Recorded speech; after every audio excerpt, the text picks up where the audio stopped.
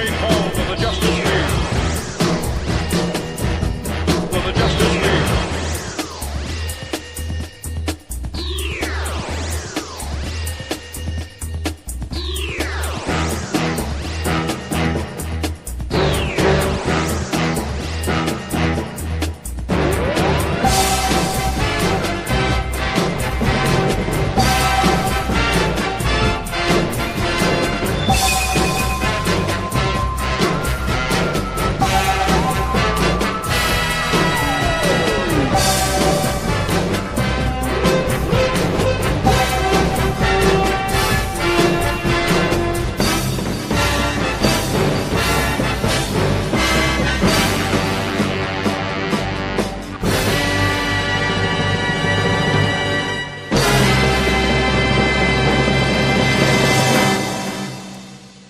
We're going to start over, mainly because I didn't start recording on the audio. What in the world? Come on. One take, Glosson. Take two. Take two. Here we go. Yeah, don't forget to like and subscribe and all that. Where am I at here? Let me show this instead. There we go. Boom. All right, here we go. We're going to try this one more time.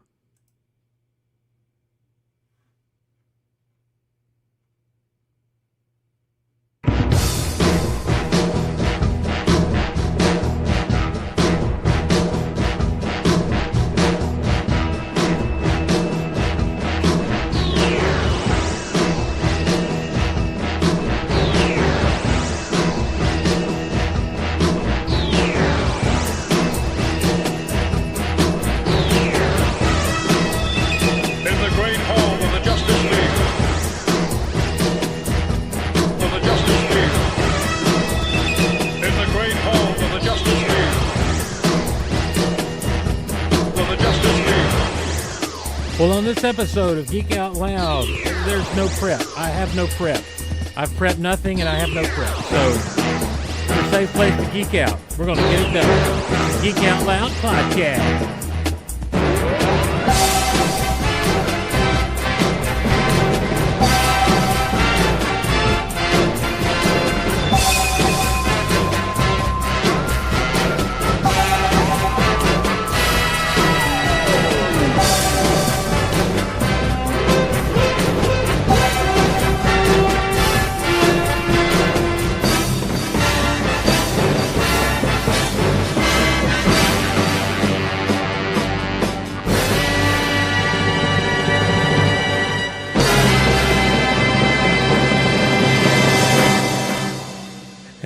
Everyone, and welcome to Geek Out Loud. My name is Steve Glosson. So glad to have you along with us on this, your safe place to geek out on the internet. What makes it a safe place? You say, well, you know what? We don't do a lot of the clickbaity things.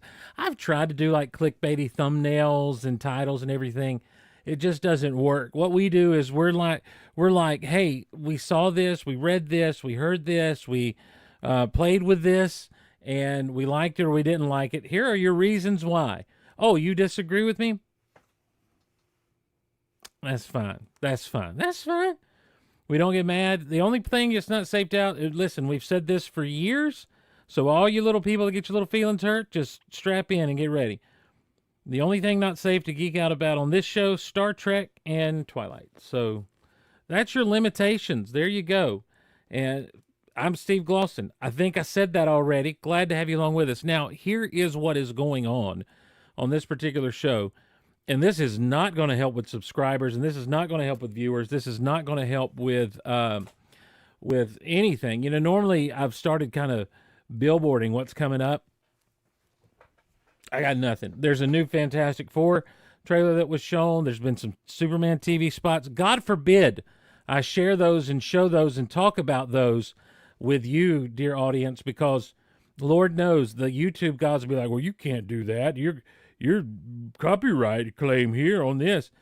I'm doing free advertisement for you. It's the one thing these companies have longed for all their lives, free advertisement. Not now. I don't get it. I don't understand, and it makes me unhappy. And so, but anyhow, so who knows? We'll talk about some of that. I wanted last time. I wanted to talk about Walt Simonson's run on part of his run on the Fantastic Four, and I didn't get to it. It's in the thumbnail from last time, but didn't get to it. I don't think. No, we didn't. We sure didn't. Maybe we'll talk about that this time.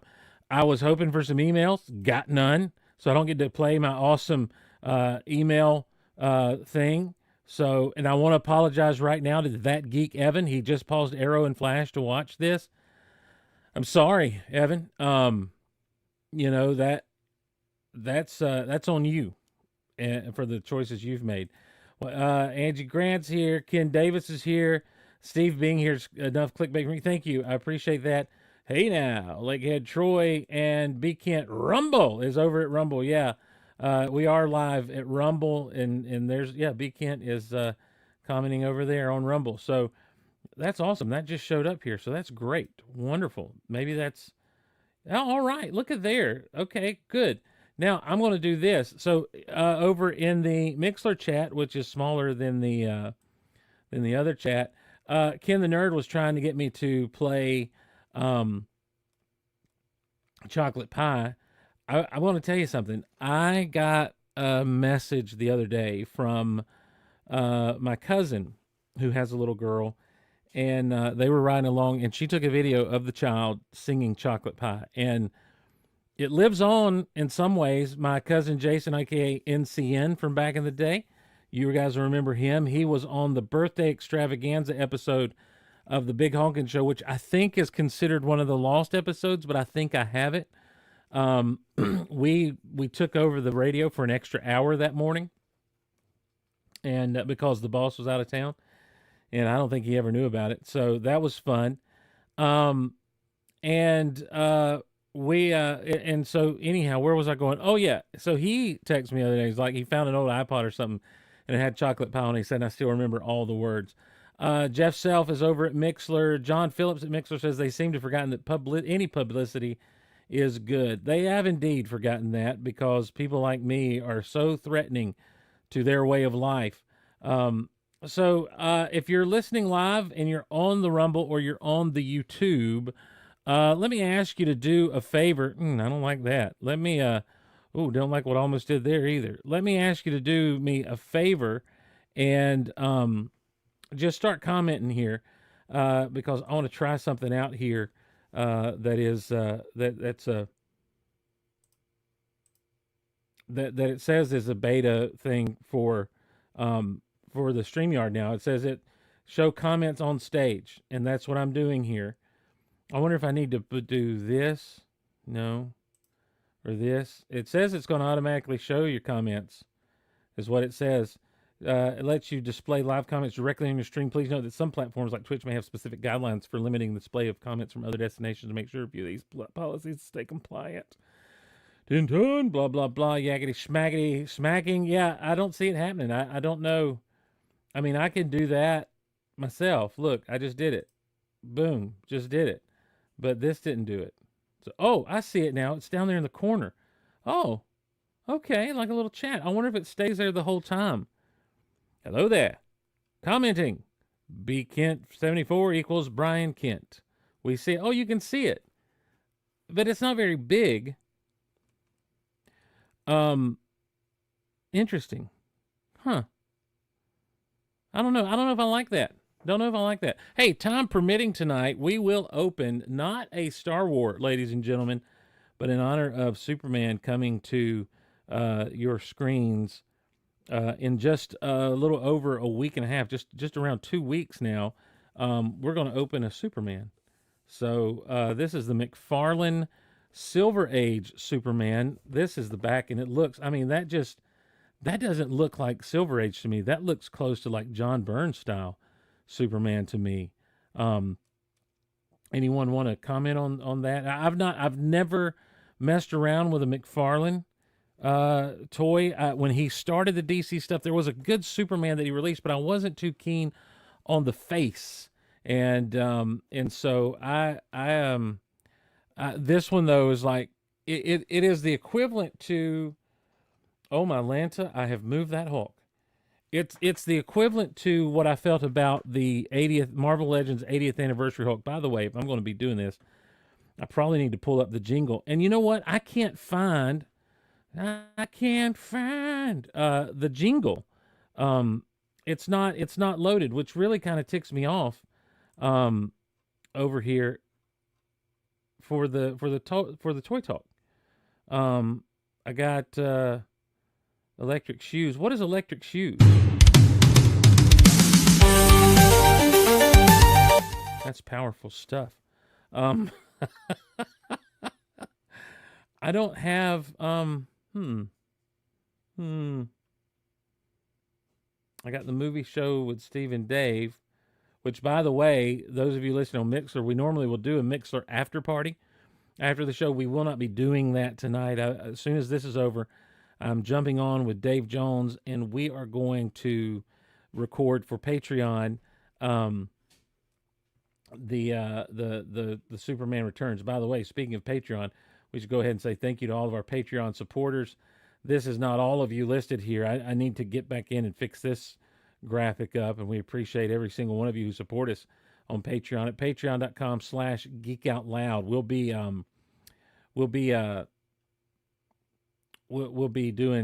be doing some stuff for Patreon. We're going to do you ever forget how to talk? Because that's just what happened to me. We're going to do Superman Returns from 2006. 2006 is Superman Returns. And we're going to be toying around with some new movie show themes in honor of Dave. So I have to find the Grown Man Talking Toys theme. And I can't seem to find that. I thought I had one. I thought I had a good one. But maybe not. What is the new Geek Out Loud theme? I think that's supposed to be like the male theme. Let me try this real quick. Yeah, that was an email theme that somehow got named poorly. Geek Out Loud, Geek Out Loud. Movie show. Weird. Huh. Gonna find the toy talk. Here we go. Let's see if this is it. Talking toys, talking toys. It's a grown man talking about toys, so let's talk about toys. I like that one. Or was this? Talking toys. It's a grown man talk about toys, so let's talk about toys.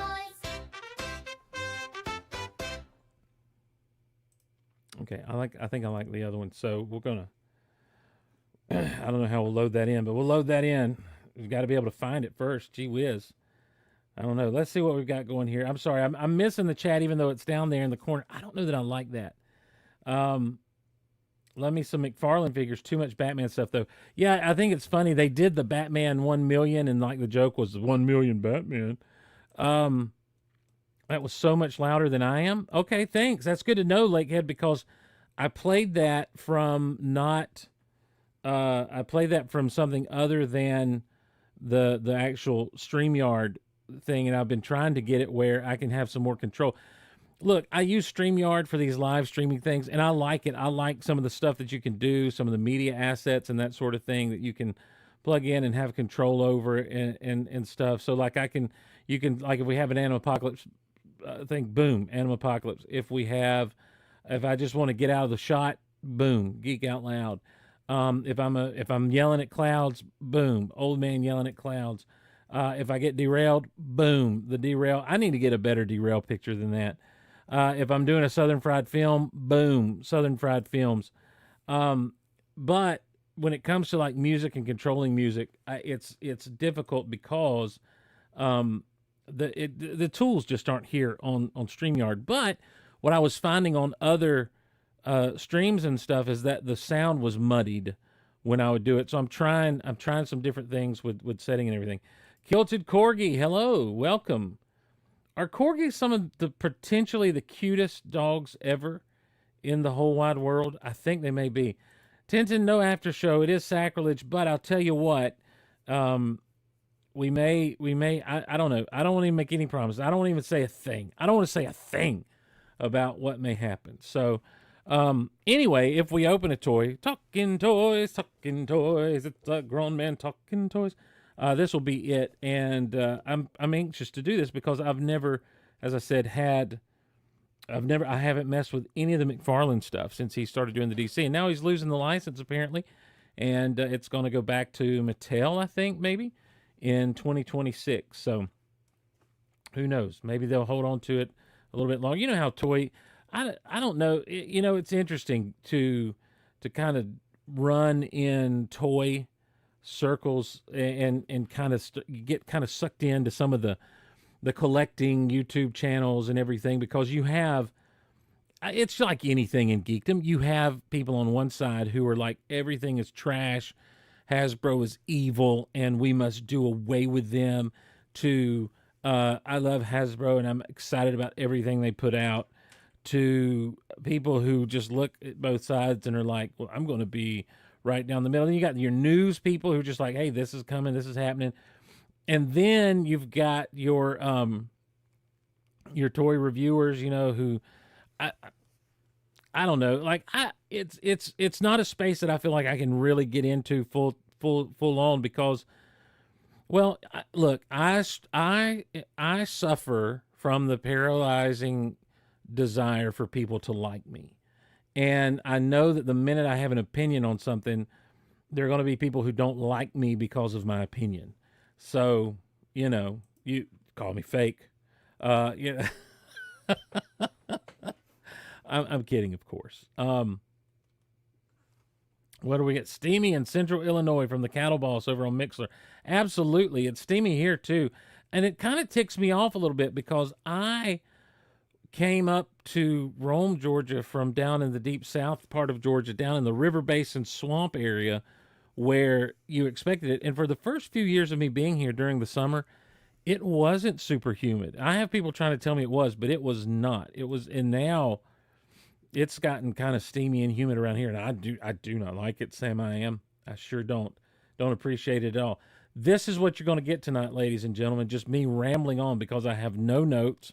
I have no set plan. I just know we need to do a show. Speaking of, maybe some of you finally have episode 315 in your podcast feed, because it's been a trying past week and a half when it comes to the podcast side of things. Let me explain.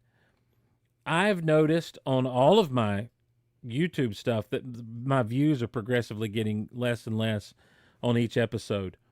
I can change what I do and who I am, but I'm not going to. Geek Out Loud has always been a long form podcast where we talk about things.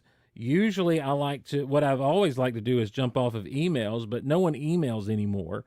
So I even said you can comment on X or real, hit me up at real Geek Out Loud on Instagram, those sorts of things. Court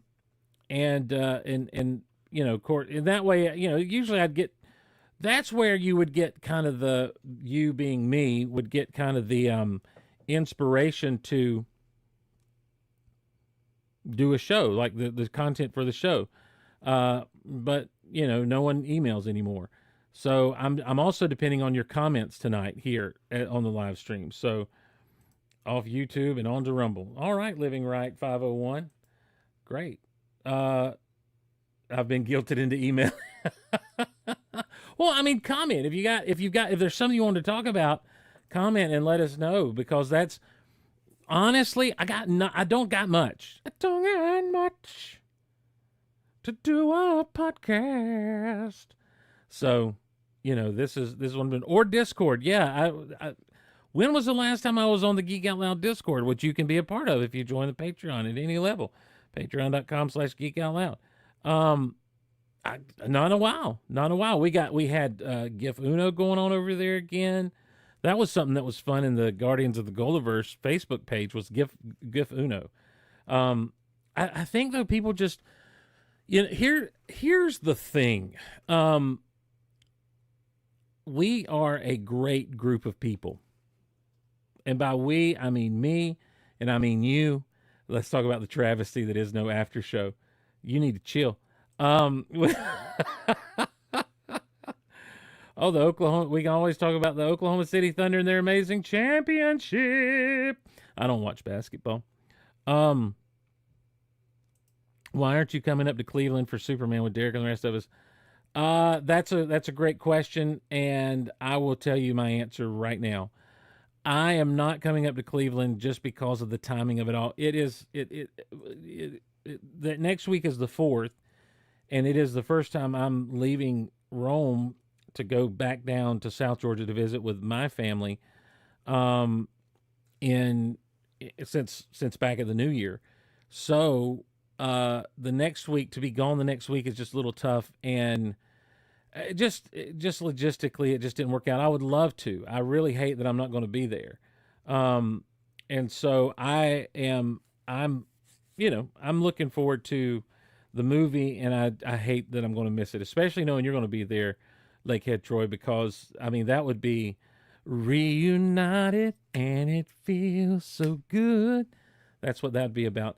Did we talk about the Karate Kid Legends? We have not talked about the Karate Kid Legends.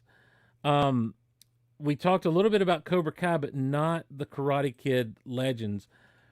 Let's do it because I saw it.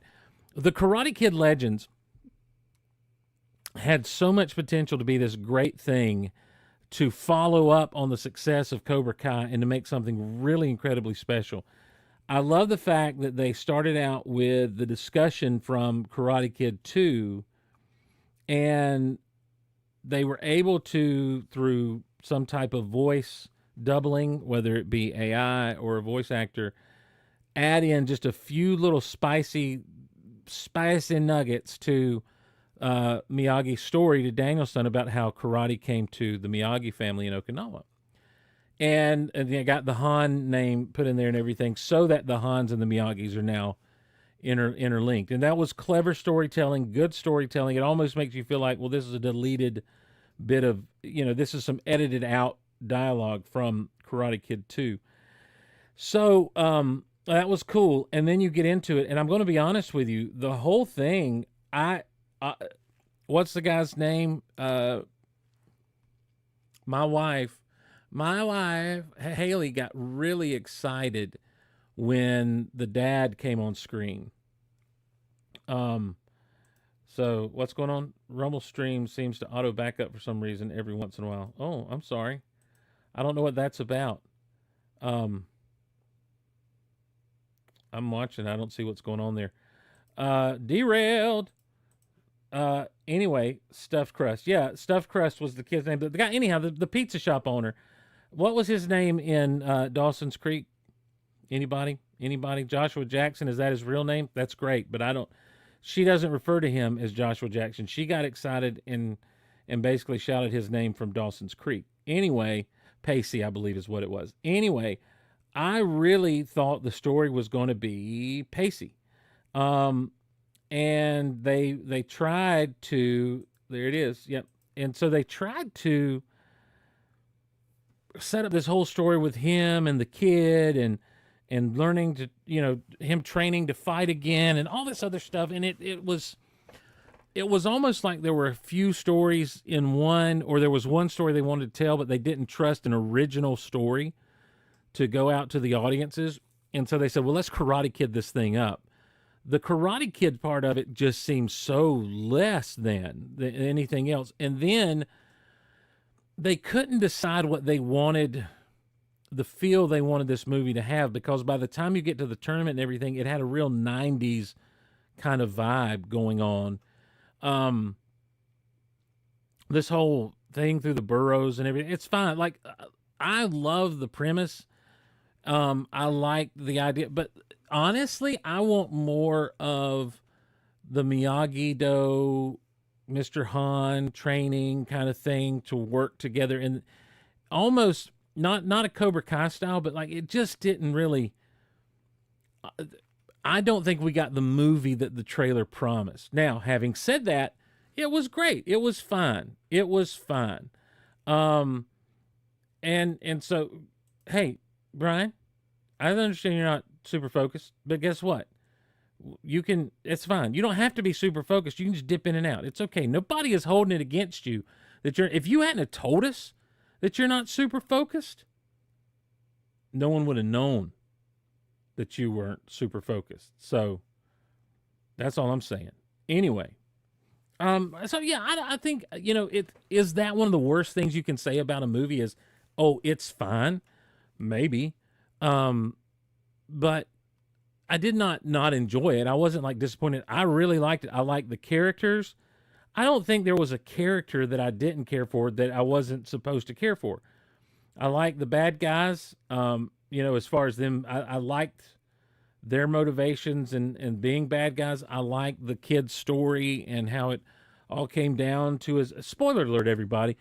There was the whole thing with his brother. I honestly expected them to do, and I guess this is just the cheese that I'm used to eating with Cobra Kai.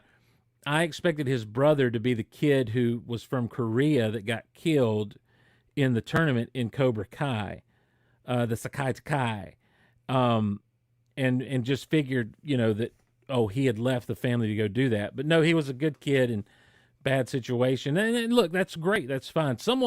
Look, when you're first introduced to a new Karate Kid type thing, there's got to be a death in someone's past, right? Whether it's Miyagi's family, Mr. Han's family, or this kid's, or Hilary Swank's parents, I guess. Was their parents, Was that what it was, the next Karate Kid?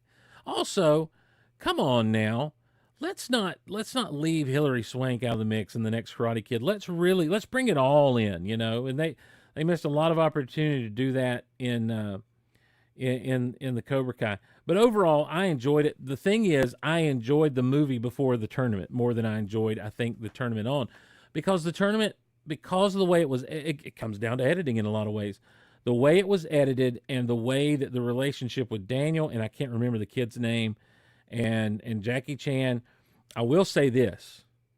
Now, there was the fight in the alleyway with the kid and the people who were trying to beat up on Pacey. And the stuff that was happening, that kid was doing a Jackie Chan fight scene. Like, you could tell that Jackie Chan had a very heavy hand in choreographing those fight scenes, because that kid was doing Jackie Chan type stuff, the movements, the quickness, the using the stuff on set, and all the things that he did. That was it was fast, but it was also very funny.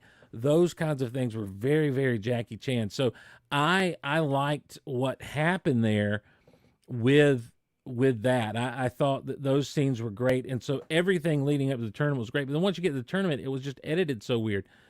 The conversation that Daniel has with him, where he gives him the Miyagi-Do headband, or a version of the Miyagi-Do headband, it felt forced and out of the blue, because Daniel had only spent time with this kid in montage style, and it wasn't even good montages where you could see the kid building up to something.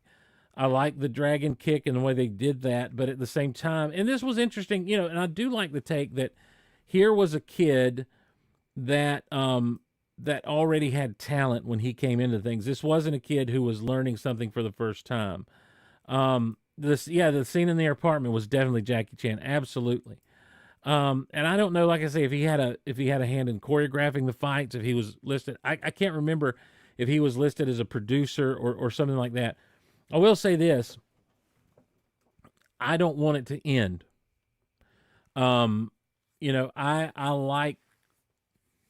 I want more Jackie Chan and Daniel working together, and I want to see this kid grow and develop. I'd like to see, Johnny brought in. He was brought in at the very end, with a joke at the end. I love spending time with those characters in the show for so long. And those characters, by those characters, I mean Daniel and Johnny, And if you want to bring some of those kids in as grown-ups, that's fine too. But I just enjoyed that show so much, and enjoyed the reverence is the wrong word. The fun that they had with those characters. I enjoyed that so much that I'm willing to go back on a ride again, even after the Karate Kid Legends movie. I think that there's a little bit more gold to be mined there.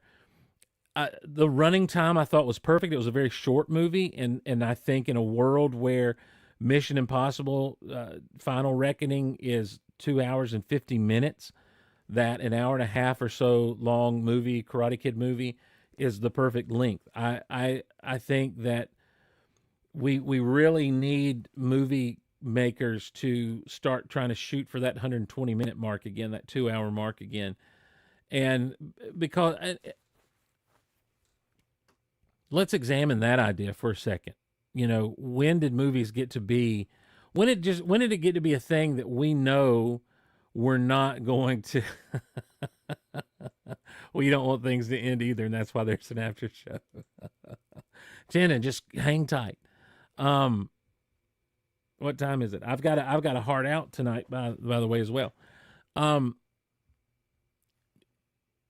When did movies start saying we're going to go longer than that standard 2 hour thing? And I feel like it's an unwritten rule that movies were supposed to be. And I know, like, if you go back to like your Cecil B. DeMille type epic movies, way back in early Hollywood, that you had some epically long movies. In fact, what is Lawrence of AI? What is Lawrence of Arabia's runtime? Runtime with intermission is 3 hours and 42 minutes. Okay. 222 minutes long. Fathom Event Sites and the Regal app listed runtime is 4 hours and 12 minutes. That includes a 15-minute intermission, a 15-minute intro, and the 2012 restored version. So you're talking about those type films, but those were special, right? Like now, it is cool to see more people in the Rumble chat bust a jib. We literally said the exact opposite when we got in the car. We said they should have added 20 minutes. Right. Okay. Look, my wife Haley is right. They should have added about 20 minutes so it didn't feel so rushed, but they could have also trimmed out some with Pacey and the kid and some of the fight stuff, some of his fight stuff to add on to that. So what I'm saying is that, yes, I wanted to see more, and I've already said that those fights move too fast and everything, the whole end scene, but it is refreshing to have a shorter movie in a world of 2.5 hour long movies and that sort of thing. Thank you so much, Brian, for doing that. Where am I at? What am I talking about? Who am I? What's going on? Oh, the length of movies. I guess my question is when did it become so acceptable? Now, I go back to 2001 and Fellowship of the Ring, which was long, and then they released that extended edition, which was extra long.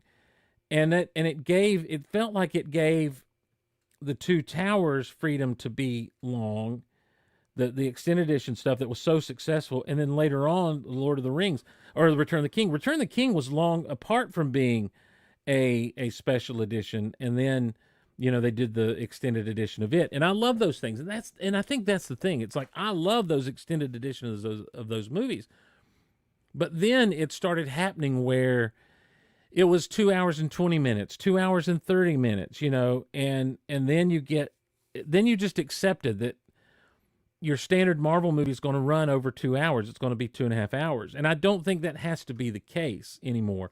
I'm not complaining about it. I'm just musing on the matter right now.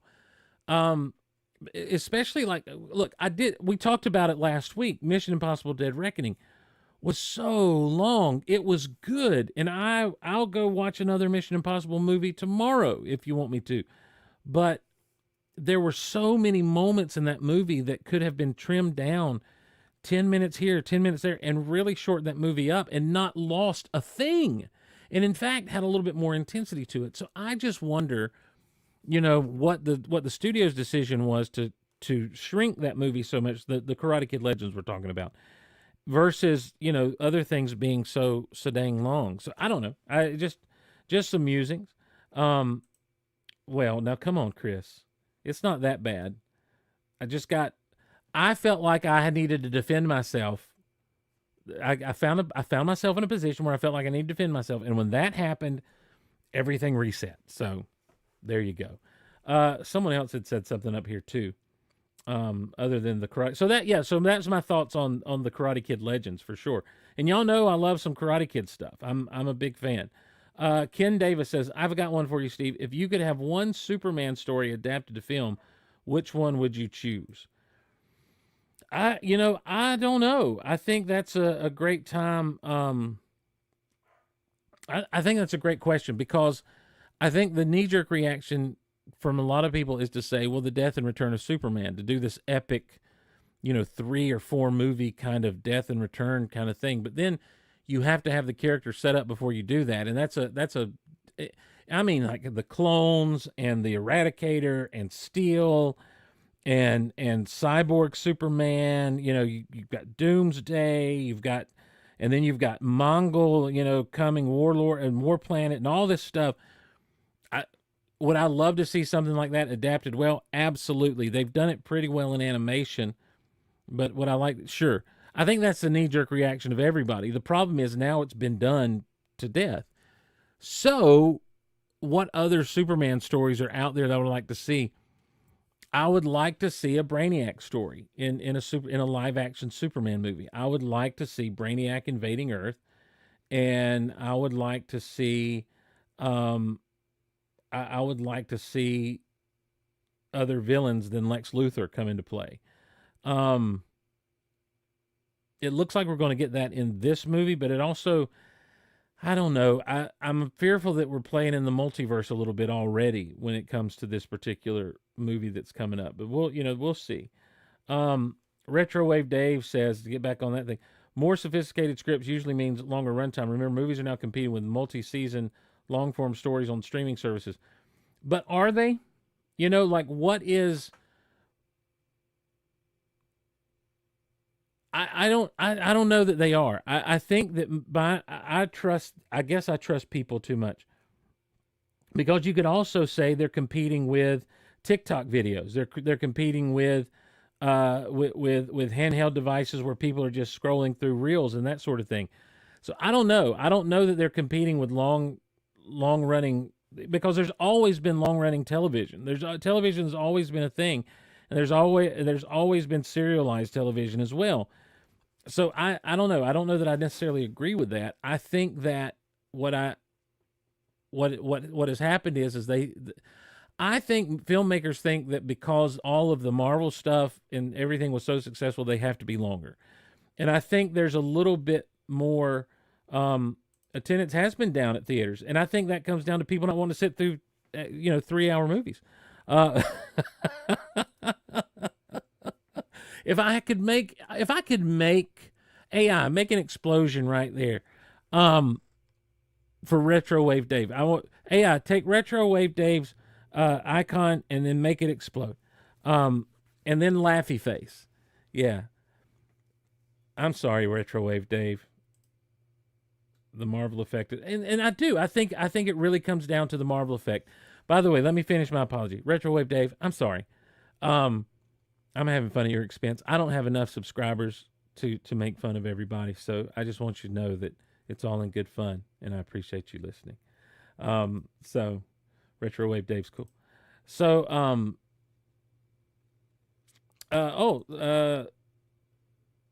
Superman the Animated Series 3-part Last Son, which is basically Donner's or John's secret origin. Yeah, Jeff John's secret origins. Yeah. That's a good one. I think the thing is that what I like's happening here is it doesn't seem like there's going to necessarily be an origin in the upcoming movie, and I think that's good. We've done the origin stuff, and I think we need to cool off on that for just a little while. I love an origin story. I'd love to see Brainiac. I would love to see maybe some dark side stuff done well. Look, don't start on me. Not that Snyder didn't do well, but Snyder didn't get to go all the way to dark side. I would like to see, I'd like to see Apocalypse and Dark Side, in Superman. I would like to see, the Jeff Loeb, Ed McGuinness, Superman, Batman story arc, the first story, they did an animated version of it. But the very first story arc of that, where Luthor is the president and Batman and Superman are teaming up together, and they're doing, I would love to see something like that made. Not a versus, but a team up. World's finest kind of thing. I would like to see you know what? If anyone's got any guts at all, they'll do Electric Blue Superman into Superman Forever. There it is. I said it. If Hollywood has guts at all, they'll do that. So don't get me started with Snyder fans posting about boycotting it. Yeah, you know what? I saw. Look, I don't want to get into spoilers. We're not going to examine any more trailers or clips of Superman for two reasons. One, you know, people are kind of now sensitive about spoilers, and the more those things you see, the more you see. Two, because Warner Brothers don't like it when you do that. So there you go. But I will say that there was a clip that Jimmy Kimmel apparently was able to show on his show the other night that has been shared now online. And Superman's doing something, and it's actually a neat motivation, you know, to see him actually angry and that sort of stuff. And I saw someone post on X like, well, that's Homelander. That's not Superman. And I just want to be like, come on, man. Superman has emotions. He's not a bully. He wasn't being a bully there. He was going after Luthor finally, you know, that kind of thing. I know it sounds greedy, but I'd love at least a new trilogy. I'd love a Superman trilogy. I'd love a Superman series. Absolutely. I think that'd be great. And who knows? James Gunn may pull this off. Excuse me. Yeah. Happy 4th of July, everybody. I'm looking forward to it, and James Gunn may do excellent, and I hope he does. Like, there's no part of me that wants this movie to be bad. There's no part of me that wants this movie to be disappointing. There's no part of me that has super high expectations either, even though I'm liking everything that I see. There's enough that I'm seeing that I'm kind of like, questioning that I'm, maybe on the outs there. Same thing with Fantastic Four. And I don't want to start complaining about Fantastic Four. I really hope there was a new trailer that was released, and, you know, spoiler alert, Thing had a beard in one of the scenes, and that's not anything new. That's happened, like, with future stuff. It's almost like, well, see, he had a beard here, and so we're pulling that, and therefore we're pulling Shia Ball as the Silver Surferette. This is one thing I like about YouTube. I just go like that, and you get it. That's the thing with Superman. He knows that he can show what he's capable of, but he doesn't do those things because he's genuinely a good guy. Absolutely. That's what makes Superman a hero, is that he should be ruling the world, but he chooses not to, and not because of some tragedy in his life, but because that's how he was raised. Even though, in most iterations, his father died, his earthly father died, but that's not his motivation for being good. His motivation is how he was raised. And does he honor his father in doing that? Sure. But it's not Uncle Ben died, so now with great power comes great responsibility. It's not my parents were killed in an alley, so now I want vengeance on crime. It's not my family was murdered, and so now I'm going to punish all the criminals with my Uzis and my machine guns. You know, it's not those tragic backstories. It is, grew up great. You know, my dad died, and it made me sad, but he taught me to be a good man, and that's what I'm going to be, you know, and I like that. I like that about Superman. I want to come back to the Snyder fans posting about boycotting the new movie. I don't understand that one bit at all. That's a weird thing to me. I don't know why. What did we not get from Zack Snyder that everybody wants? I loved Henry Cavill as Superman. You know, here, I've said this 1,000 times, and I guess I'll just say it again. I liked the casting across the board with the Snyder films, whether it was Man of Steel, Batman v Superman. I didn't like Jesse Eisenberg at first, and as Lex Luthor, that version of Lex Luthor grew on me tremendously. There's not a lot when it comes to the casting of the Snyderverse stuff that I didn't like. I liked it all. But I think that he had all those right pieces, and there were other pieces that were the right pieces, but they just didn't put together a perfect puzzle for me. And that's fine. You know what I mean? Like, that's fine. I'm down with that. But at the same time, you've got to understand that that they've moved on, right? So let them move on. You know, this is all part of being a fan of this stuff. You got your Justice League extended cut, and some people like it, some people don't. I tend to like it. I don't understand why Superman decided to put on a black Superman suit instead of the red and blue. I mean, that's one of those things like, well, we want him to be in the black suit, just like Spider-Man has a black suit. And I know in the Death and Return of Superman, Superman came out with that black suit with that silver S and everything, but there was no cape. And he also had his long hair. And there was a reason for the suit that was explained in the story. When Superman in the Snyder cut of the Justice League gets that black Superman suit, that's not explained that it absorbs the sun better, that sort of thing. So anyway, what about Elseworld stories like the Nail? Oh, Lakehead Troy, you brought up the Nail. So the whole of the kingdom was lost, all for want of a nail. I don't know. Those almost belong in an animated form, I think. I'm not a fan of bringing Elseworld stories to the general audiences. I guess they did that a little bit with What If. But even with What If, they ended up tying them all together rather than just being what the What If comics always were. What If comics were generally, back in the day, just standalone comics of Uatu the Watcher looking into other dimensions and seeing what happened in other parallel universes, sort of things that differed from our own universe. And never the twain crossed over or met. This idea of crossing over. But the Nail, I remember the Nail. I've got that series somewhere in a long box, and I remember the poem on the back. For one of a nail, a shoe was lost. For one of a shoe, a horse was lost. For one of a horse, the battle was lost. For one of the battle, the kingdom was lost. So the whole of the kingdom was lost, all for want of a nail. And was it that, remind me, Troy, was it that Superman did not come to Earth? Or it's not like Red Sun, where he was raised with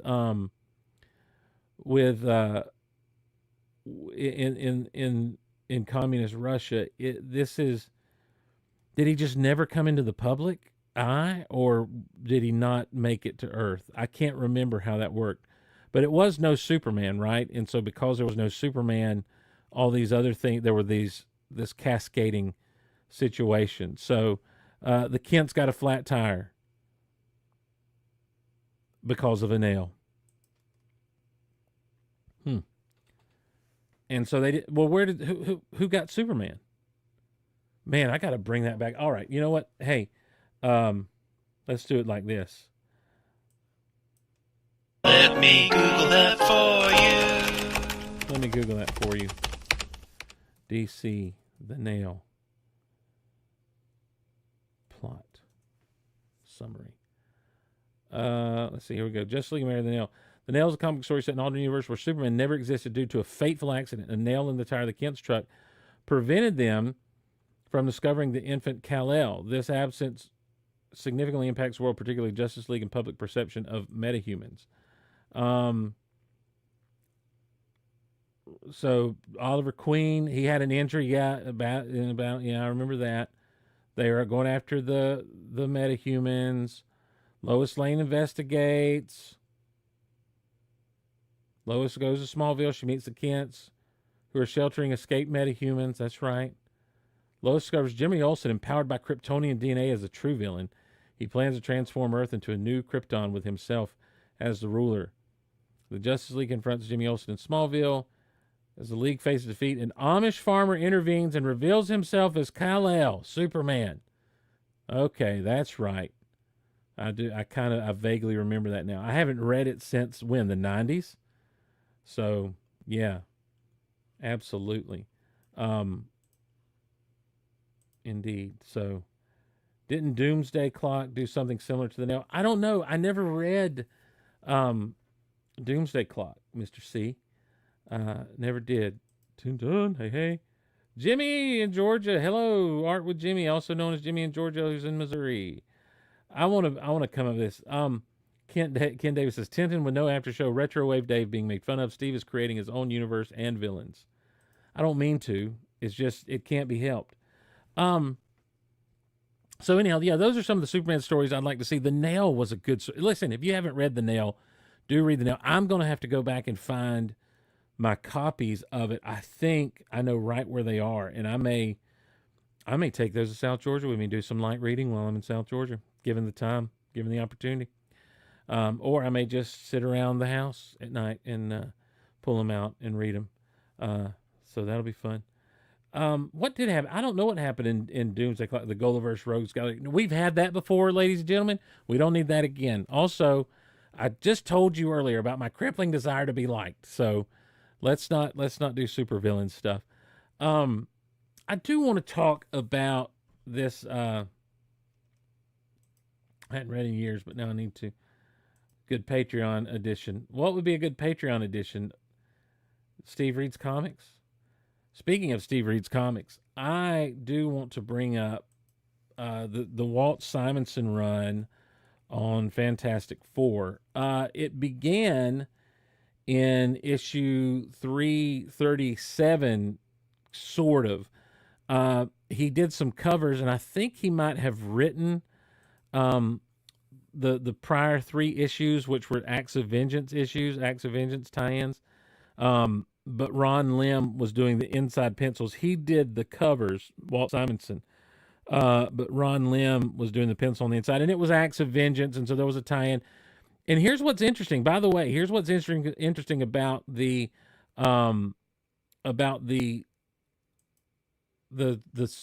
story of what was going on with the Fantastic Four and Acts of Vengeance. In the Fantastic Four Acts of Vengeance, they were appearing before Congress concerning something Congress was trying to do, the Superhero Registration Act. Now, this is back in the early 90s. And Reed Richards was, ladies and gentlemen, against it. He was against a Superhero Registration Act. Maybe some would want to be rogues instead of heroes on the Wall of Fame. Maybe. That'd be, yeah, maybe. We could take everyone who's not supporting anymore and put them on the rogues wall with their same, no, that seems rude.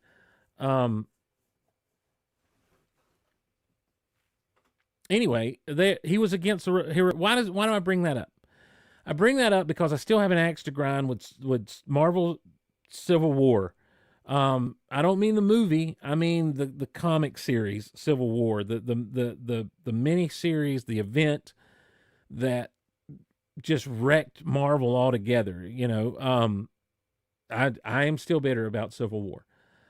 Reed Richards was for the Superhero Registration Act in that, but he was against it in this particular series. And why? Because he made some great points. He made some great salient points about freedom and about anonymity and all this other stuff. So that was one of the, I'm like, just inconsistent. But anyhow, that's neither here nor there, because what we're talking about is the Fantastic Four, issue number 337. And it was his first, Walt Simonson's first writing and drawing gig with the Fantastic Four. I don't know if he was coming right off his Thor run. I think it'd been a little bit since he'd done his Thor run. But it was really interesting because I was a younger comics reader at the time, and I was used to the Fantastic Four being what it had been up to that point. And what it had been up to that point was this great adventure comic, and there was a style that I enjoyed looking, watching and everything, or reading and that sort of thing. And this just seemed to kind of deviate from that in a big bad way. I didn't appreciate the art of Walt Simonson, but I appreciated the story that Walt Simonson brought to the table. I'm going to bring up the cover of issue 337 here, and we'll see how that goes. I just need to share the screen here real quickly. There we go. So we'll see how this looks. There we go. You know what I'll do? There we go. So this was during a time when Sharon Ventura was a thing. Ben Grimm was now human. Basically what happens, oh man, I wish I had images loaded from this particular book, because it is, there's some Kirby-esque stuff that goes on in this particular book, where a whole section of the Baxter building gets blown out, and all you see are these funkadelic designs that almost looks like the Magic Eye puzzle, when it's on the page. It's amazing.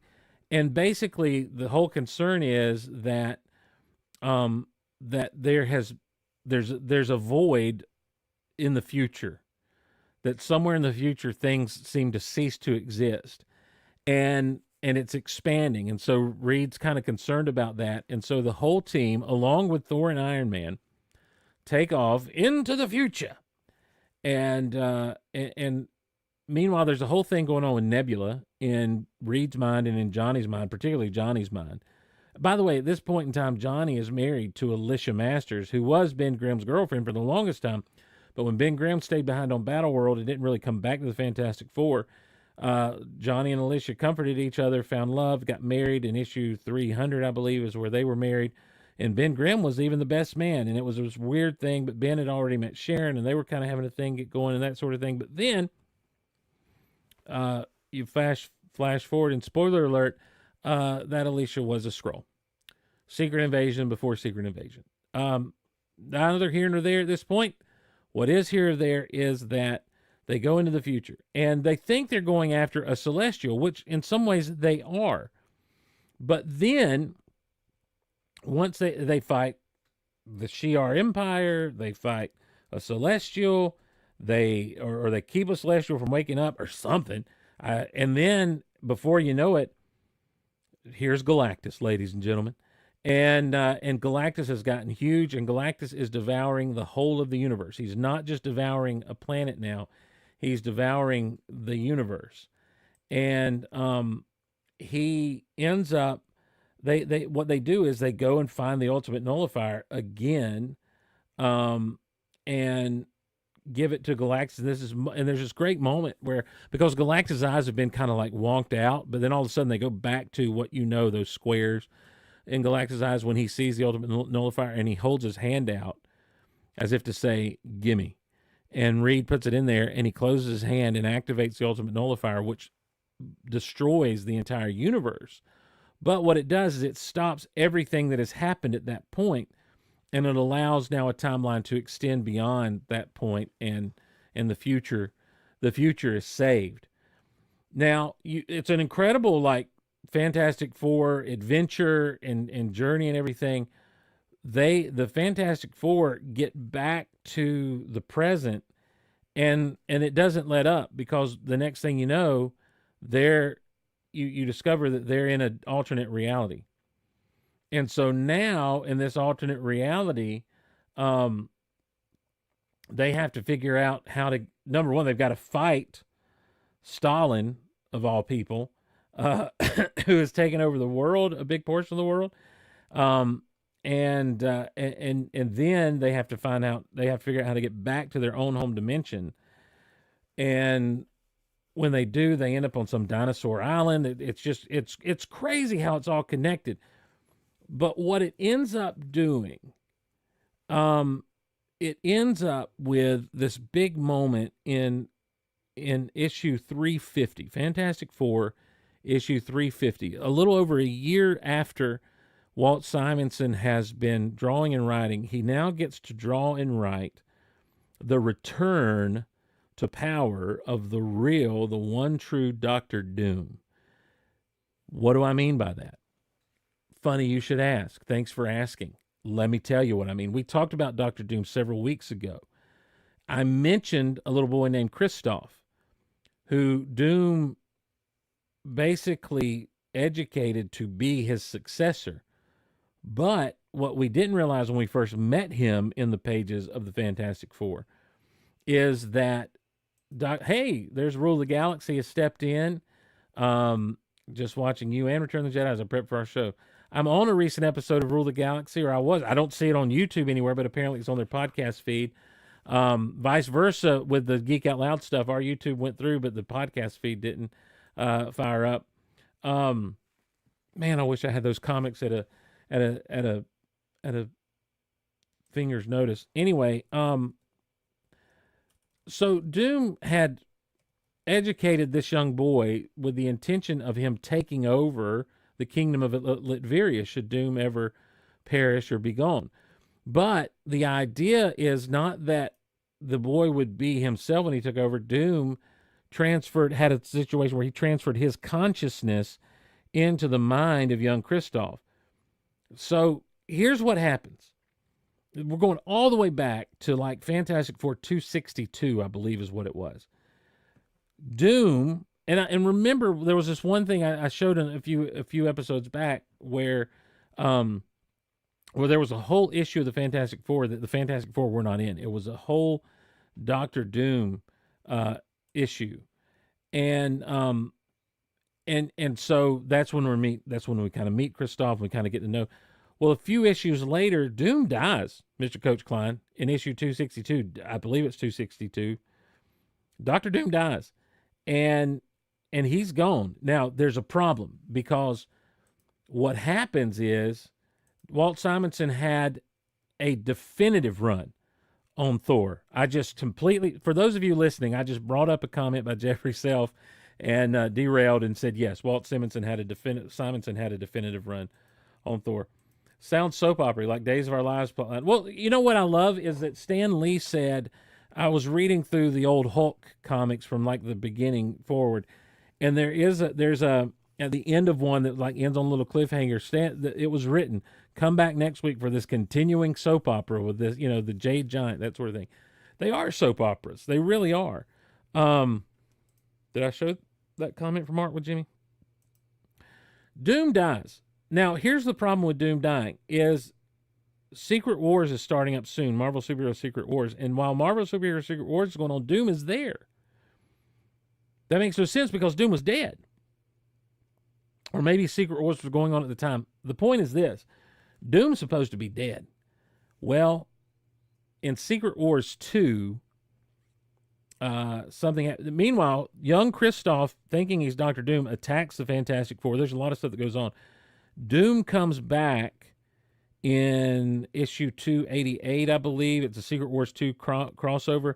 And there's a man, just a random man, who Doom, while he was dying, just before he died, there was a bystander at the battle that he put his consciousness into.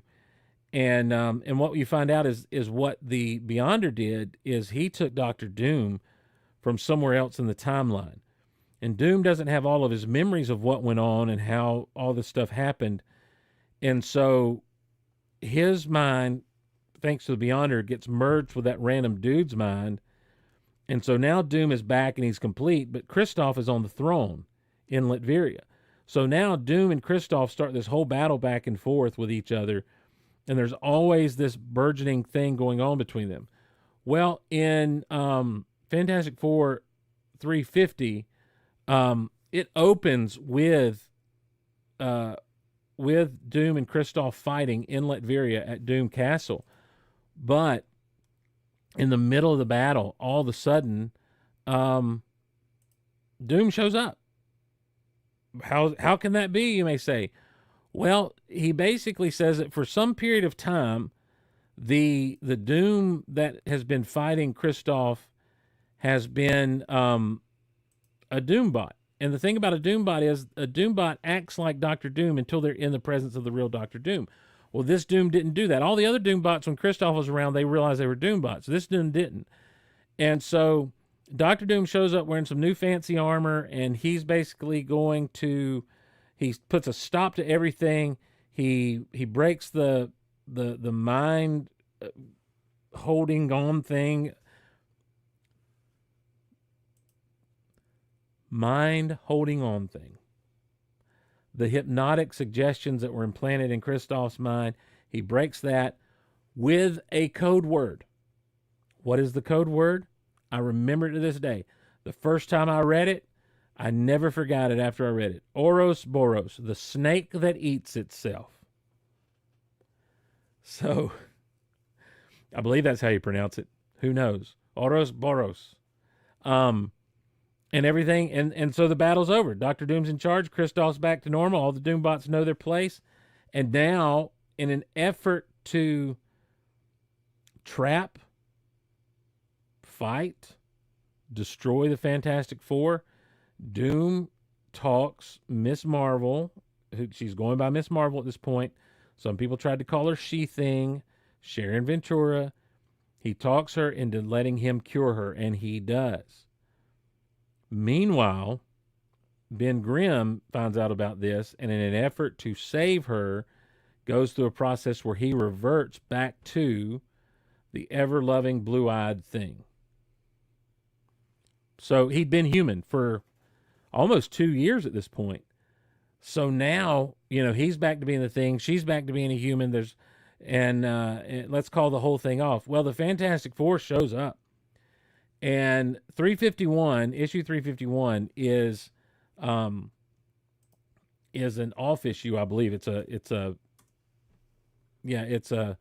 sidebar, and it's a neat sidebar because what it is you're actually getting to see what became of the cosmic cube that was created when the Beyonder and the Molecule Man joined together in Fantastic Four 319. Doesn't matter, neither here nor there. But issue 352 was really cool because in issue 352, you get Ben Grimm, you get Reed Richards and Dr. Doom in their ultimate fight. And they're fighting through time, but they're not like going back in time. They are like just jumping around like seconds at a time. And it's just this amazing, it was one of the first concept comics that I ever read. I remember as a kid, because as you read straight through, you're reading this comic where they're fighting, but there's something going on in normal time, and you're reading through that, and their conversation, they'll pop in, and their conversations are like, you're like, what's happening? Well, the comic was set up so that as you're reading it, you can follow the time stamp. Let me see if I can make this more clear on the screen. There's a timestamp on each of those little things. And so in this case, it's 12:33 a.m. on the cover. This is part of the cover is part of the battle, ladies and gentlemen. Knowing is half the battle. The cover is part of the battle. Look at this cover. This is Walt Simonson, and this is really good Walt Simonson. By the way, that face, it's Reed Richards. Because of the whited temples, because he's got stretchy arms and everything. But he does not look like Pedro Pascal. I'm sorry. There it is. I said it. I went negative. I did it. Are you happy now? Look what you've made me do. But throughout the book, there are these little timestamps. And so you go back and you read the book in that timestamp order, and you get the Dr. Doom Reed Richards fight in the right order. It was amazing. I'm like, this is the thought that went into it and everything. In my, even today, I'm like, that was phenomenal how they did that. Once it's over, of course the good guys win. You don't get to catch your breath, because the next thing that happens is, guess who shows up, ladies and gentlemen? The Time Variance Authority. And we are off to the races with the TVA. Walt Simonson, ladies and gentlemen. I did not appreciate the story arc back in the day. I did not appreciate Walt Simonson's art back in the day. But now I'm just like Tintin. Number 337 lives in my head rent-free, and I love it. That was an amazing story arc that covered a ton of cosmic ground. And you got to see the Fantastic Four be the Fantastic Four. And wow, what a story. It's worth your time if you can find it to pick up. I think there's an epic collection of it. Obviously, it's on the Marvel Unlimited app. Issue 337. I don't know when Walt Simonson's run ended. It wasn't long after the Time Variance Authority stuff. I believe you're looking at around maybe issue 360, maybe. Don't hold me to that. I know that I lost track in a lot of ways of the Fantastic Four after that particular deal. And that had more to do with where I lived and what I had access to than it did my lack of enjoyment of the Fantastic Four. In fact, there is a huge blind spot in my Fantastic Four knowledge. So yeah, 358 is kind of where I began to fall off because I just couldn't find Fantastic Four much anymore. And 358 was like an anniversary style issue, and that's where it was revealed about Alicia being a Skrull and that sort of thing. Um, you had a whole deal with Johnny and Ben fighting. Yeah, so okay. So it probably been around issue 354 might have been Simonson's last. I think it was. I think Simonson went 334ish, 335 to 354. So not quite 2 years, but a good run altogether and a solid run, like a continual run for Simonson on Fantastic Four. Don't know what surrounded his leaving or his exit. I don't know any of the behind the scenes stuff, but Simonson's run is definitely worth your time and effort in checking out. I would encourage you to do so. Yeah, FF in general is hard to find at local corner stores. Yeah, they didn't get a lot of the Fantastic Four at our convenience stores and our grocery stores and that sort of thing. So I always had to pick them up when I went out of town. And then when I was in college, it's weird. I collected Hulk and Justice League, or I read Hulk and Justice League during that time, and I kind of just fell out of the Fantastic Four for some reason. So there's a blind spot for me from right around issue, and this is good. I need to go back and check out and see what happens. And I know there were some weird things that went down because they got very 90s with the Fantastic Four. I know Reed Richards was gone for a while. I know they tried to really sexy up Sue Storm, as all female characters were in the 90s. I know they kind of did that stuff. So I don't know. I may have to go back and read some of that stuff and fill in the blind spots because the last time I remember seeing Sharon Ventura, she was a thing again, but she was in prison. So I don't know what she did. I don't know what she did to do that. I'm excited to open this this old Superman. So I'm going to do that. We're going to open a Superman before we close out on this episode, ladies and gentlemen. And I know I've done a bunch of rambling. I've not done any advertisements at all. So while I pull out something to open this box with, let me tell you about Stand Shoes at standshoes.com.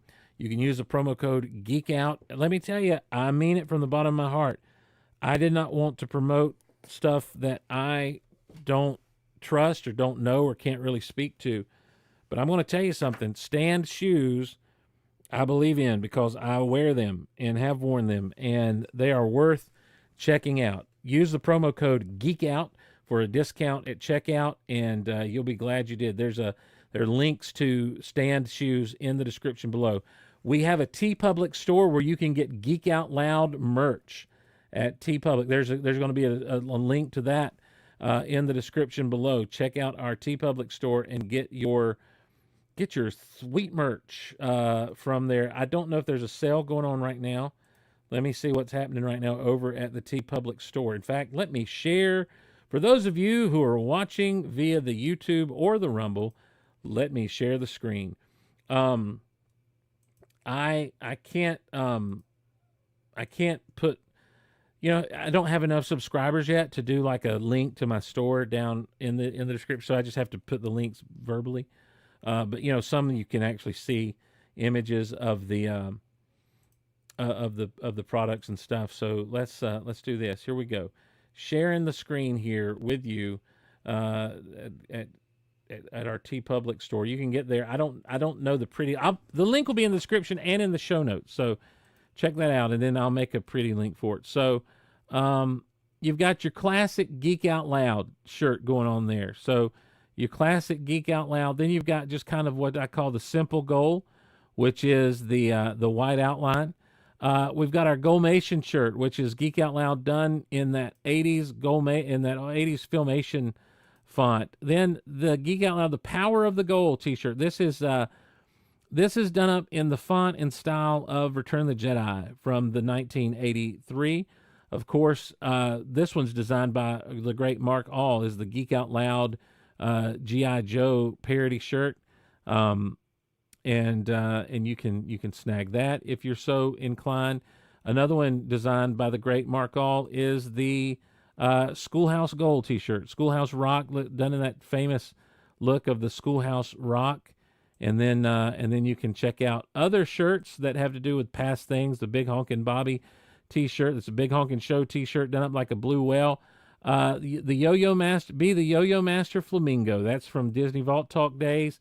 The Baby Mushroom Disney Vault Talk shirt, and of course, the old school Mark Out Loud shirt. So you can check out all of those over at our TeePublic store by clicking the link below. There's not a sale going on right now, but every now and again they'll throw a sale out there. So I want to I encourage you to check it out. Matt from Yakety Yak is here. Hello, Matt. Thanks for being a part of what we're doing tonight. Good to see you, buddy. Check out his podcast, talking some youth ministry stuff. It's good times. What a great time to get that Geek Out Loud G.I. Joe shirt. You know, it's 4th of July, Independence Day. We celebrate independence. I'll talk a little bit about that in a second. I got more tape. I've never opened a McFarlane figure, so I'm figuring out where all the little tape things are and everything. So bear with me. In the words of that one Bare Naked Lady, bear with me, bear with me, bear with me. Okay, so, okay, I don't think you can see I guess you can see my knife on the thing. I don't know if you're supposed to show a knife on YouTube or not. They're so weird, the things people say and do, and the way that they just hide certain words and stuff that aren't really offensive. There's sometimes you got to say things. So, okay. All right. So pulling them out here. There's some other things that I don't know. This is the digital figure. I guess you can get a digital action figure, whatever that means. I won't mess with all that. There's a stand in there, which that's cool. Nice to have a stand. So let me pull him out of his plastic coffin here. I see he's got some flying hands. I'll go ahead and pull those out and set those to the side. He's got some flying hands in here that you can put on and send him flying. This is interesting. Apparently, the hand system works differently on the McFarlane figures than it does like a Marvel Legends kind of thing. So, cloth goods cape. Oh, a little bit of wiring action going on there. So let's. Is he always strapped in? Oh, he is strapped in with a little rubber band. And where are the clippers? I've got such a mess on my desk, ladies and gentlemen. I'm embarrassed. That's why I can't let you see it. Such a mess around here. All right, going to clip. Oh, I missed. I need to put my... It's a grown man talking toys. Having to wear readers to open a toy. Grown man talking toys. Putting readers over his regular glasses. Regular glasses. Regular glasses. I can't. Oh, there's two. Okay. Oh, his hands are locked in too. Man, you're Superman. You can bust out of that. Stop acting like you can't. Oh, there we go. Oh man. Is he double wrapped? Yeah, he's double wrapped. Goodness gracious. They did not want him to fall out of the plastic, that's for sure. Sorry, everybody. I know this is riveting material here. I'll show them off here in just a second. If you're listening, this is the McFarlane Toys. I guess it's a digital. Oh, my goodness, his feet are locked into. Dadgummit. I don't understand all this. I don't understand all this. Okay, here we go. Now, here he comes. Oh, yeah. Okay, so for those of you who are listening via audio, this is the McFarlane Toys. He's called the Silver Age Superman, but man, he looks like a John Byrne era Superman in so many ways. He looks very early 80s, not quite Super Friends, but I tell you, the image is, I don't know who that image is by, and someone, it's not Kurt Swan Superman. I'm sorry that I'm not a DC artist. Let me ask, okay, here you go, chat. This is classic Superman. Who does that? Who does that? Whose art is that? What version is that? Someone that knows. Because there's no... This is one of those classic Superman promotional images that just were around, you know. So, wow, what a cool figure. The cape is a little thin. It's a little, you can kind of, I don't know if you can't really see it on camera, but off camera you can kind of see the light through it. Love that it's got the S on the back of the cape. That's a big deal. As far as he's got, oh wow, he's got a pretty cool ab crunch. This is back. This is forward. Not as forward as you'd want him to be able to go. Head, he's got it. Here's the problem. All right, he can't really look up. He doesn't have the mobility to go all the way up. So you have to have that crunch there so he can fly. But then he also gets to show off his S when he flies. Knee articulation, are they ratcheted or are they just that stiff? Oh, wow. And it's a double knee kind of thing. Oh, there's a ratchet. Okay, his knees are ratcheted. That's amazing. Elbows got a little ratchet. There's almost a double butterfly thing going on with his shoulders there. So he can got a good range, of course, all the way around, out. This is not a bad figure at all. I love the tempo on his thing. Now, the problem is, if I were a kid playing with this, that thing would be worn out. Wires in the side of the cape, B. Kent asked. Yes. You think that's George Lopez art? I don't think that's George Lopez, is it? Wires in the side of the cape. What they do is they allow you to actually pose. Oh, Jose Luis Garcia Lopez. In the words of Michael Bailey, praise be his name. I think he may be the artist. Thank you, Ken Davis. So the wires, what you can do with the wires is so, like, let's say we want him. Let me get a good pose going here. Superman is not scared to stand with his hands on his hips like so. Let me get him straightened up here. Yes. Yes. And then you can set the cape so that it's blowing in the wind. See, with the wires like that. And so you can have the cape literally blowing over to the side. You can bring it back around and you can have it way out. You can have it flare up behind him, you know. Wow, that's great. And then you can get it back down so that you can get some speed. You can make it look very much like speed's taking place as he flies. You can get it kind of folded in on itself as he flies, coming at you with great speed. There we go. So there you go. And see how it comes in behind him like that. So, oh, that's a great look. I'm sorry. This is a really cool figure.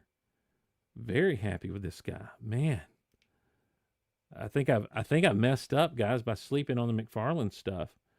I do regret not getting the Christopher Reeve version of Superman that they did. I had an opportunity to pick him up at Toylanta, and I was telling Dave Jones this. I really regret not grabbing him. And they had a variant that was in the darker, dirtier, bad Superman from Superman 3 that I wish I'd done. So let's do this. Let's put on his flying hands real quick.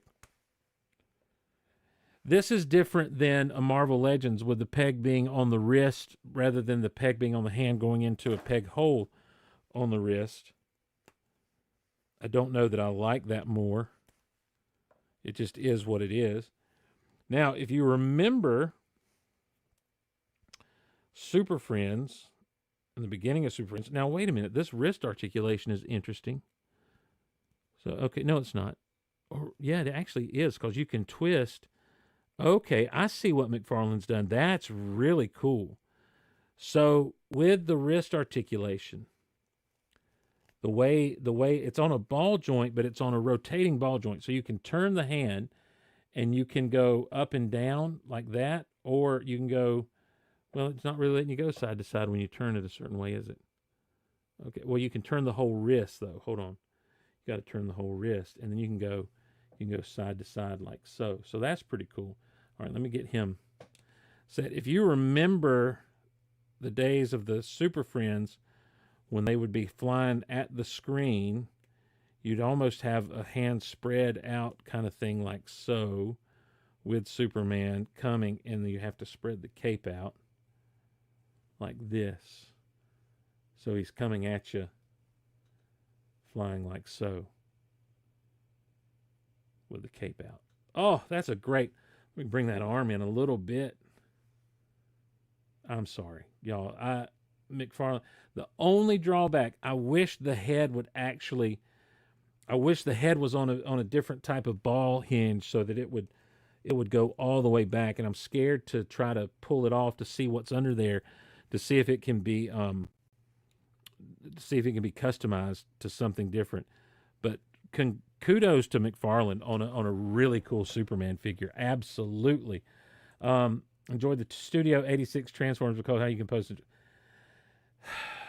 Yakety yak. Let me tell you something about those.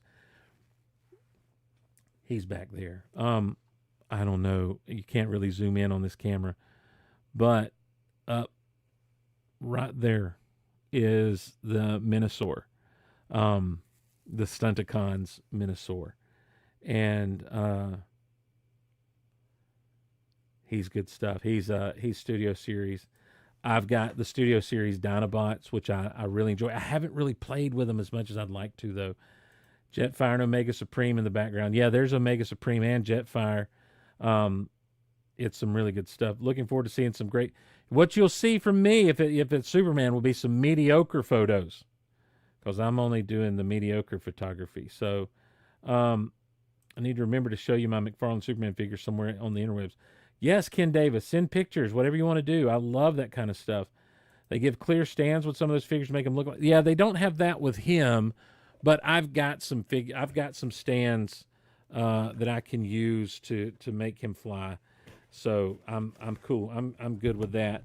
I'm just trying to figure out how to get this insert out so I can see. I'd like to play with the stand they've got there, but man, what a great! There's no buyer's remorse with me in that figure. That's really good stuff. So, yeah, kudos McFarlane. Well done, well played, way to go. Looking forward to Superman in theaters on July 11th. Looking forward to, even though I don't think Pedro Pascal looks like Reed Richards, looking forward to hopefully a good Fantastic Four movie. I don't like that one of the things in this new trailer is that Ben Grimm don't want to say it's clobbering time. He's like, that's the cartoons. Come on, man. I don't know. There's a lot I'm seeing that's kind of worrying me about the characterization of these people. And I know it's going to be played for laughs and stuff, and that's fine. Look, in America, 4th of July is coming up, Independence Day. We value our freedom as Americans. And, of course, we want to say thank you to everyone who has paid the price, who has sacrificed their time, their health, their families, to provide freedom that I know I enjoy. We've had a lot of various veterans and servicemen and women, airmen, Marines. We've had all kinds of people listen to Geek Out Loud, sailors. We all of it, and just can't say thank you enough for the work that you do and the sacrifice you've made for us.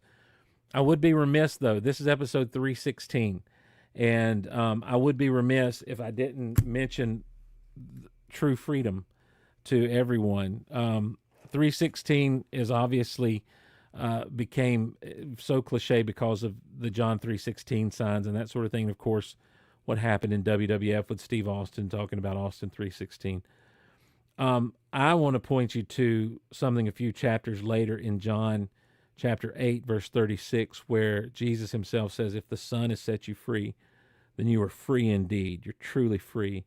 And what he's talking about to lead up to that is that we're all enslaved to sin, that sin enslaves us and sin ensnares us, and that if you are born into this world, you're born into sin, plain and simple. And you cannot get free yourself. You need someone to purchase your freedom for you. And that's what Christ did for you. He gave his life so that you could be free. Freedom always is purchased, it seems, with sacrifice. And he made the sacrifice so you could be free from sin. So I just want to encourage you, if you don't know Christ, if If you've never given your life to Jesus and it's something you want to talk further about, you can reach out to me, geekoutonline@gmail.com, geekoutonline@gmail.com. I want you to know freedom, and I want you to know real freedom, and that's really what my whole life is based on and built on is the foundation of Christ. So just want to throw that out. I don't want to preach too long, but I definitely want to mention that to everyone, that you can know what it is to be truly free from whatever it is that's binding you in Christ. So thank you, everyone, for joining us on this episode. Appreciate you being here with us. Those of you who joined us live, the YouTube, the Rumble, the Mixler Zoo Crew, the live Zoo Crew, let's call you that. The you know what? It's time to just pick a name and be done with it. Ladies and gentlemen, I dub thee the Golaverse Zoo Crew. If you're listening live, you are the Golaverse Zoo Crew. And thank you for being a part of this and hanging out on this episode. We'll probably not be around next week as we'll be out of town, but then the following week we'll try to get back to having everything going the way it goes. Until then, email us, geekoutonline@gmail.com, geekoutonline@gmail.com. If you're in a position to support the show, click down in the description, our affiliates. We would love for you to use those. I'd really greatly appreciate you using those affiliate links. Try some pancakes, try some sausages, try some shoes, try some apparel.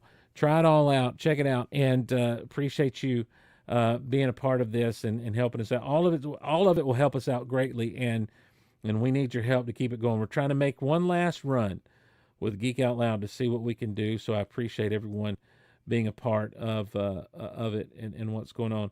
I must now find my outro music, and there it is. All right. So, what have we learned? I don't have my what have we learned music yet, but I'm working on it. What have we learned? We learned that I don't have preparation. I'm just going to talk and talk and talk. And there's going to be a lot of pauses. There's going to be a lot of confusion. There's going to be a lot of derailing. We've learned that following randomly Geek Out Online at gmail.com. What we learned today. Happy Independence Day. Happy 4th of July, everybody. Barbecue your butt. Thanks for joining us. We'll see you around the universe. I gotta get out of here. Gotta find the graphic and get on out of here.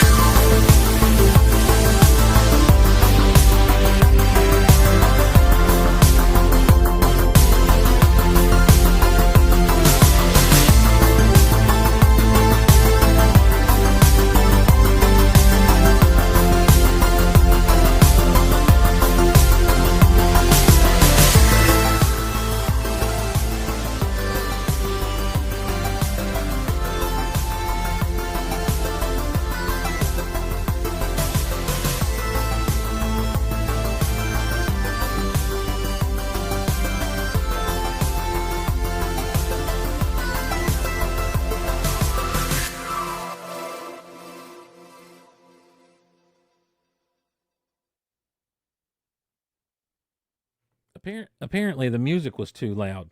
Thanks for letting me know that. Now I know, and it won't happen again. What I was saying was, happy 4th of July, everybody. Barbecue your butts off. Get it? Your butts, like your Boston butts and everything. Yeah. So, like, comment, subscribe, share.